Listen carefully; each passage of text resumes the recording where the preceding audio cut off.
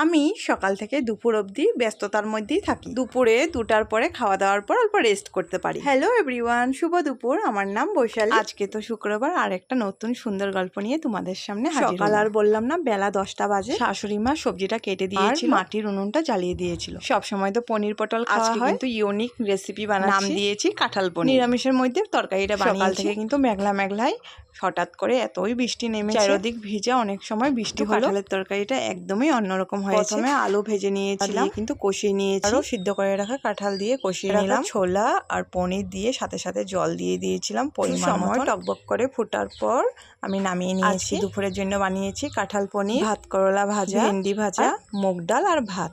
মুগ ডালটা ফুটিয়ে রেখেছিলাম, ভাত বসিয়ে আমি চলে গিয়েছিলাম বাবুকে স্কুলে আনার জন্য। মা পরে ডালটা সম্বাদ দিয়েছে, ভাতটা নামিয়েছি। রান্না করলাম, তাও কিন্তু সবজি বেঁচে আছে। এগুলো কিন্তু বাড়ির সবজি। ভেন্ডি আর ভাত করলা ভাজাটা বাড়ির সবজি রান্না করেছি। তারপর তো স্কুল চলে গিয়েছিলাম। প্রথমে নার্সারি ছুটি দিল, তারপর কেজি ছুটি দিল। ষষ্ঠী চলে এসেছে, বাবুর জন্য কিছু ড্রেস কিনলাম, তারপর বাড়ি চলে আসলাম।